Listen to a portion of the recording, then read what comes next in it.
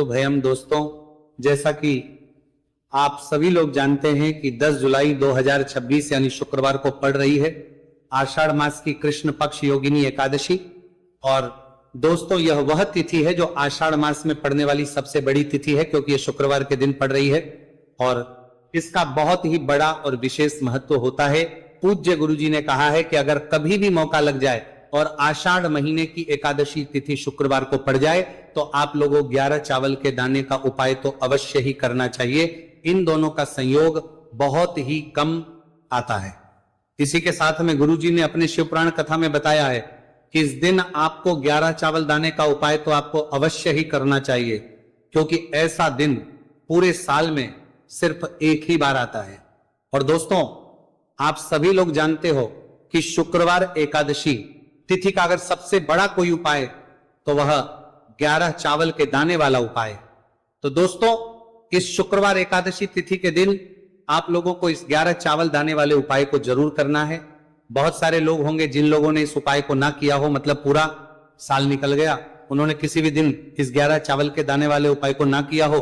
पर दोस्तों, आपके पास एक आखिरी मौका बचा हुआ है, जो कि 10 जुलाई शुक्रवार एकादशी तिथि के दिन है। तो इस दिन आप लोगों को इस वाले उपाय को जरूर कर लेना है, भले ही आप पूरे महीने भर इस उपाय को ना किया हो।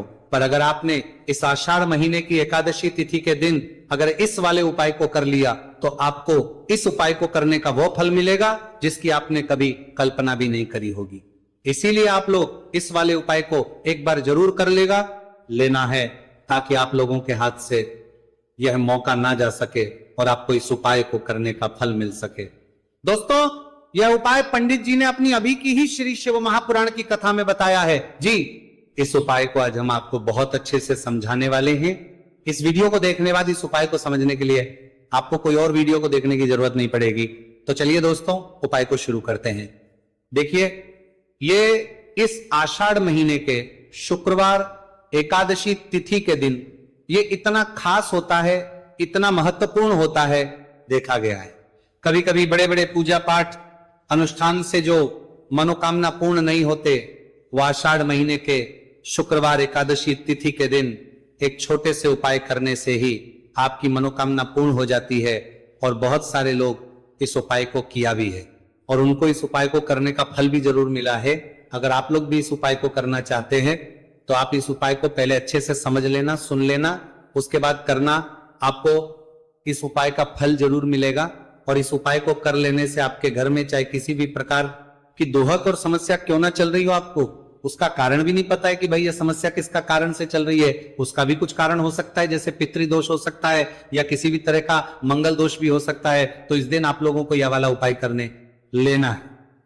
यह एक ऐसा उपाय है जिस उपाय को अगर किसी विशेष दिन पर किया जाए तो भाई उस विशेष दिन का जो है वो तो हमें मिलता ही मिलता है, पर हमने उस दिन पर इस उपाय को किया है तो हमें उससे भी बड़ा फल मिलता है, और फल बहुत जल्दी मिलता है, क्योंकि आप इस उपाय को बहुत ही बड़े और विशेष पर कर रहे हो।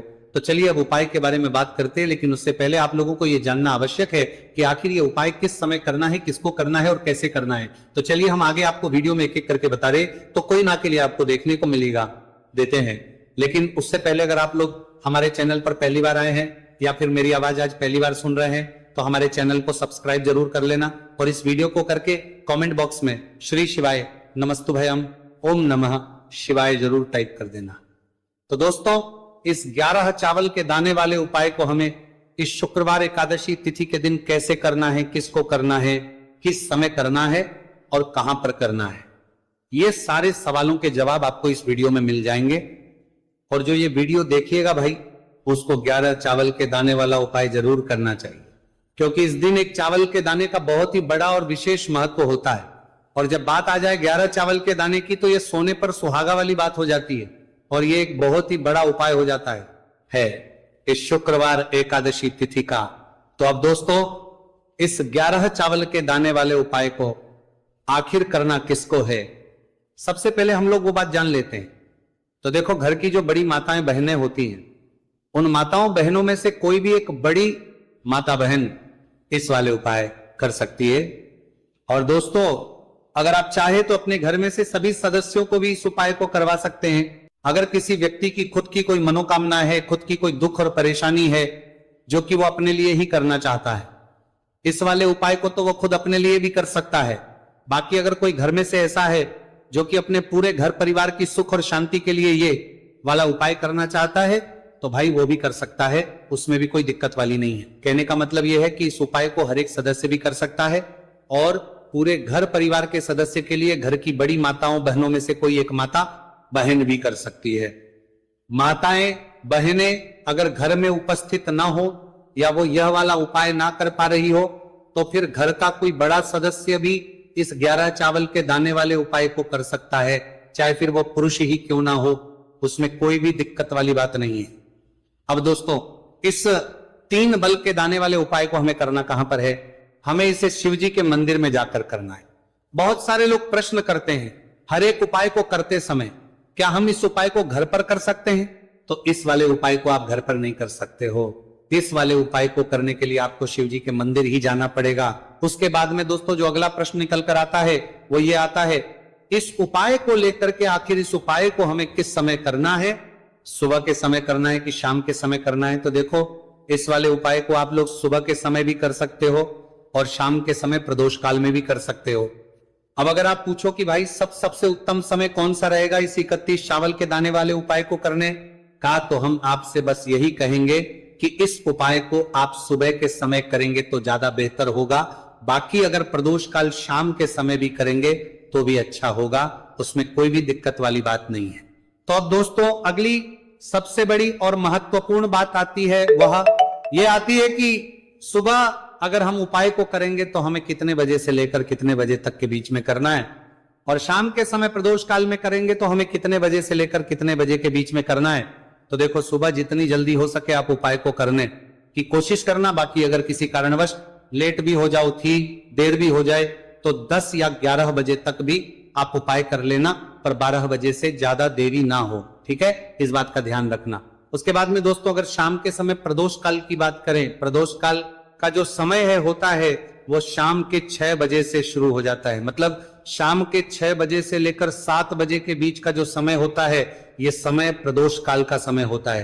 पर अभी जो मौसम चल रहा है, इस मौसम में जो है शाम बहुत देरी से होती है, तो आप इस उपाय को 7 या 8 बजे के बीच में भी कर सकते हो। मतलब शाम के 6 बजे से 8 बजे के बीच में आप कभी भी इस वाले उपाय को कर सकते हो, उसमें कोई भी दिक्कत वाली बात नहीं है। अब दोस्तों यहां पर इस उपाय को लेकर एक और सबसे बड़ी बात यह निकल कर आती है कि इस 11 चावल के दानों को हमें लेना कहां से होता है, और हमें इस उपाय को करने के साथ में क्या और कुछ भी सामग्री ऐसी होती है जो शिव जी के मंदिर लेकर जानी पड़ रहती है। तो देखो यहां पर हम आपको बता दें, सबसे पहले आप लोग ये जान लो कि ये जो 3 चावल के दाने वाला उपाय है, सिर्फ और सिर्फ आप उपाय की सामग्री लेकर कभी भी शिव जी के मंदिर मत जाना, क्योंकि हमें भगवान के सामने यह नहीं दर्शा है कि अगर हम भगवान शिव जी के मंदिर आए हैं तो अपने फायदे के लिए आए हैं। तो इसलिए जो भी पूजन सामग्री है, उपाय सामग्री है, 11 चावल के दाने, इसके साथ में आपको पूजन सामग्री भी जरूर लेकर जाना है। देखो, अगर सुबह के समय उपाय कर रहे हो तो सीधी सी बात है, 1 लोटा जल तो आप लेकर जाओगे ही जाओगे। वही 1 लोटा जल अगर मिट्टी का जल हो तो बहुत अच्छा रहेगा। मिट्टी का जल कैसे बनाता है, इसके लिए हमने पहले से बहुत सारी वीडियोस बना दी है आपके पास। इस दिन एक आखिरी मौका रहेगा, मिट्टी का जल शिव जी पर चढ़ने का और उपाय को करने का बहुत बड़ा आपको इस दिन फल मिलेगा। तो इसीलिए इस दिन हो सके तो भाई मिट्टी का जल चढ़ाना, तो अपने साथ में कम से कम 1 लोटा जल तो आपको लेकर जाना ही जाना है। अगर मिट्टी का जल नहीं है तो घर का जल भी आप इस्तेमाल कर सकते हो। इसके अलावा जो भी पूजन सामग्री है, देखो 11 के दाने ये अलग आपके रहेंगे और जो आपकी पूजन सामग्री रहेगी वो अलग रहेगी। पूजन सामग्री में आप जो भी चीज लेकर जाना चाहे वो लेकर जा सकते हैं। एक बेलपत्र भी लेकर जा सकते हैं, उसमें कोई भी दिक्कत वाली बात नहीं है।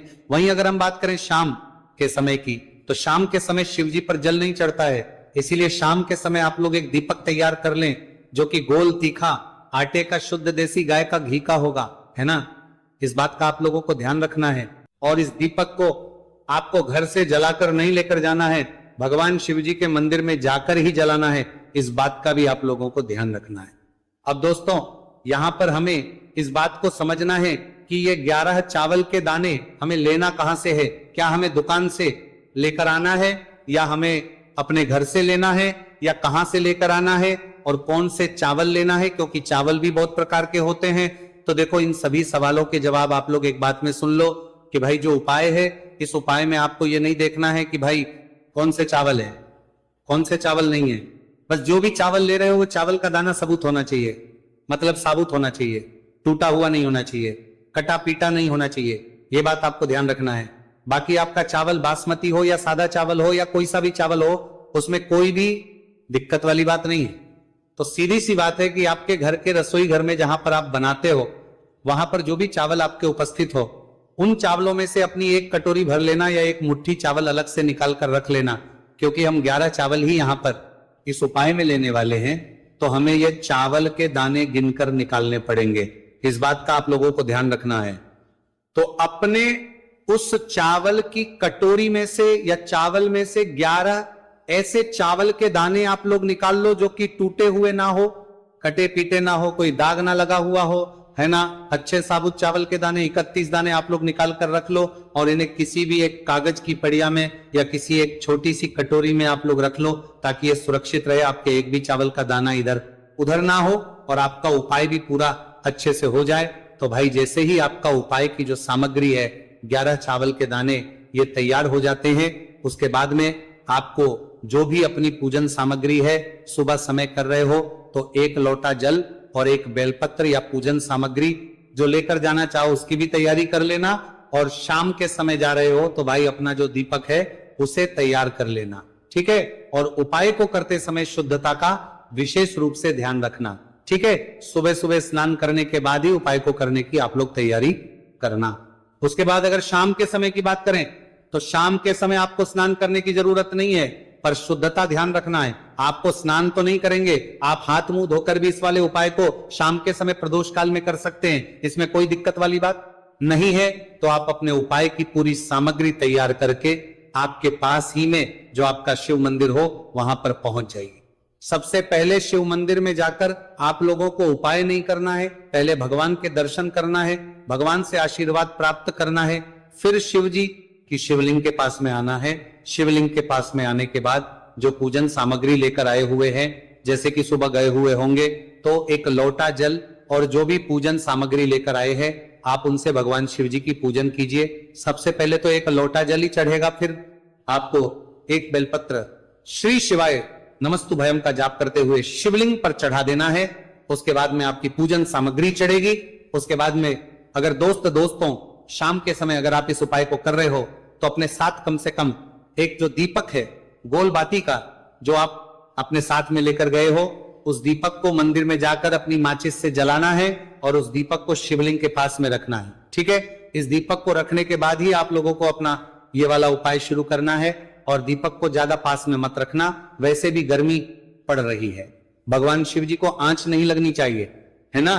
तो भाई जैसे ही आपकी पूजा अर्चना हो जाती है आप भगवान शिव जी को प्रसन्न कर लेते हैं। उसके बाद शिवलिंग के पास ही में जिस जगह पर आपको बैठना हो वहां पर बैठ जाइए और अपने वह 11 चावल के दाने अपने सामने निकाल कर रख लीजिए, क्योंकि अब यहां पर उपाय को यहां पर करने की आपको तैयारी करना है। और इस तरीके से जब आप उपाय करेंगे, पूजन सामग्री करने के बाद, पूजन अर्चना करने के बाद, तो आपको उपाय का फल बहुत जल्दी और बहुत होकर मिलेगा। तो अपने चावल के अपने सामने निकाल कर रख लेना। और ये जो उपाय है ये आपकी सीधे हाथ की हथेली से होगा, इसलिए इस बात का भी विशेष रूप से ध्यान रखना है।